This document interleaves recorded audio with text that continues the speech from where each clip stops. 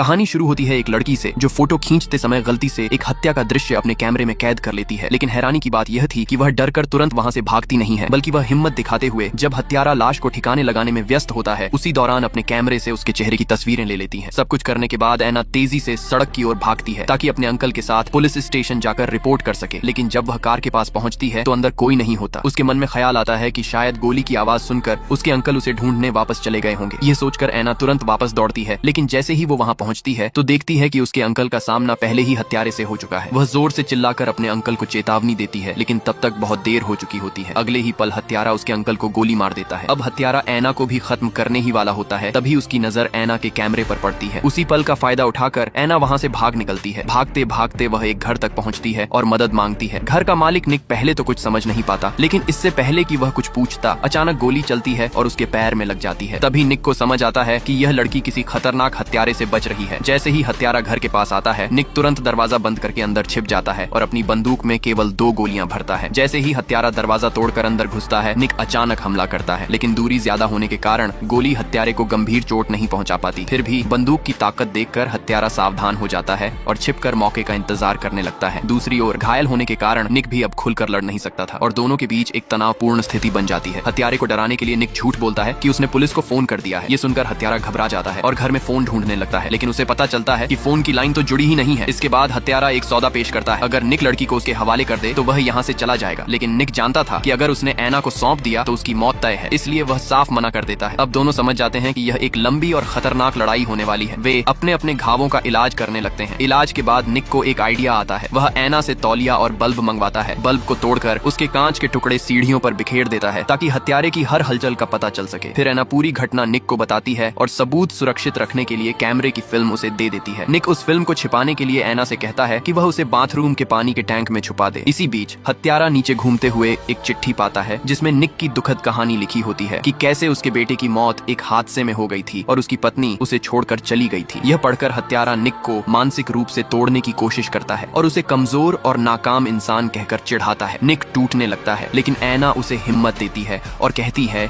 कि वह उसे अपने पिता की तरह मानेगी। यह सुनकर निक में फिर से लड़ने का जज्बा आ जाता है। इसी बीच बिजली की समस्या खड़ी हो जाती है क्योंकि जनरेटर का ईंधन लगभग खत्म होने वाला होता है। अंधेरा छाने का खतरा बढ़ जाता है। निक ऐना को खिड़की से भागकर पुलिस बुलाने के लिए कहता है। तभी अचानक एक पुलिस की गाड़ी वहां आकर रुकती है, लेकिन हत्यारा चालाकी से पुलिस वाले को भी मार देता है और गाड़ी को छिपा देता है। ऐना ये सब देख लेती है और निक को बताती है। निक को मौका नजर आता है और वह बालकनी से हत्यारे को धमकाता है, लेकिन हत्यारा समझ जाता है कि निक के पास केवल एक गोली बची है, इसीलिए वह डरता नहीं। बाद में हत्यारा घायल पुलिस वाले को पकड़कर निक को मजबूर करने की कोशिश करता है, लेकिन जब निक नहीं मानता तो वह पुलिस वाले को मार। अभी लड़का समझ भी नहीं पाया था कि आखिर हुआ क्या है। तभी बाहर की दुनिया मानो किसी बड़ी ताकत के प्रहार से ढक गई। आसमान से बिना रुके ओलों की बरसात होने लगी। हर एक ओला मुट्ठी जितना बड़ा था। अगर किसी के ऊपर गिर जाए तो या तो मौत तय थी या फिर वो जिंदगी भर के लिए अपाहिज होगा। दृश्य इतना भयानक था कि इतिहास में कभी ऐसा नहीं देखा गया था। जो लोग समय पर नहीं बच पाए उनका हाल बेहद दर्दनाक हुआ। एक डिलीवरी बॉय जो बाहर था उसकी किस्मत इतनी अच्छी नहीं थी और मौके पर ही उसकी मौत हो गई। एक लड़की जो बाहर थी घबराकर तेजी से घर की ओर भागने लगी, लेकिन ओलों की बारिश रुकने का नाम ही नहीं ले रही थी, बल्कि वे पहले से भी बड़े और खतरनाक होते जा रहे थे। यहाँ तक कि लोहे जैसी मजबूत इमारतें भी इन ओलों के सामने टिक नहीं पा रही थी और पल भर में टूटकर बिखर रही थी। सिर्फ 2.5 घंटे के अंदर जो शहर कभी बेहद समृद्ध और चहल पहल से भरा था वह देखते ही देखते खंडहर में बदल गया। लेकिन किसी ने भी नहीं सोचा था कि यह भयानक आपदा तो अभी बस शुरुआत भर थी। जब लोगों को लगा कि खतरा टल गया है, तभी आसमान से एक और भी विशाल ओला गिरा जो सीधे शहर की एक मशहूर इमारत पर आ गिरा। लेकिन हैरानी की बात यह थी कि इस विनाशकारी आपदा की भविष्यवाणी कुछ घंटों पहले ही मौसम विशेषज्ञ क्यांग भाई ने कर दी थी। दरअसल इससे पहले उनकी कई मौसम भविष्यवाणियां गलत साबित हो चुकी थी, जिससे लोगों को भारी आर्थिक नुकसान हुआ था। इसी वजह से उसकी साख पूरी तरह गिर चुकी थी। लोग उसका मजाक उड़ाते थे और टीवी चैनल ने भी उसे ब्लैकलिस्ट कर दिया था। यह सब सहना क्यांग भाई के लिए बहुत मुश्किल था। दुखी होकर वह सीधे एक बार में पहुंच गया और शराब पीकर अपना गम भुलाने लगा। उसे समझ नहीं आ रहा था कि अब नौकरी छूटने के बाद वह आगे क्या करेगा। बार के मालिक ने उसे तुरंत पहचान लिया। उसने दीवार के कोने में बैठे एक आदमी की ओर इशारा करते हुए कहा कि वह भी मौसम की भविष्यवाणी करने वाला विशेषज्ञ है। दोनों के बीच थोड़ी बातचीत हुई। तभी उस आदमी ने अचानक कहा कि कल सुबह ठीक 8 बजे भारी बारिश होगी। क्यांग भाई ने यह सुनकर हंसते हुए बात को नजरअंदाज कर दिया। उसे लगा कि वह आदमी नशे में बकवास कर रहा है, लेकिन अगले दिन सुबह ठीक 8 बजे ऐसी मूसलाधार बारिश शुरू हुई कि क्यांग भाई की आंखें खुली की खुली रह गईं। तभी उसे एहसास हुआ कि वह किसी बड़े माहिर इंसान से मिला है। उसी रात वह उस आदमी से मिलने पहुंच गया। इस बार वह आदमी बेहद गंभीर था। उसने कहा कि 3 दिन बाद बहुत भयानक ओलों की बारिश होने वाली। उसने क्यांग भाई से बार बार विनती की कि वह यह खबर लोगों तक जरूर पहुंचा दें। छोटे से शहर के लोगों को बचाने के लिए क्यांग भाई ने अपने अधिकारियों की बात तक नहीं मानी और लाइव टीवी पर जाकर घोषणा कर दी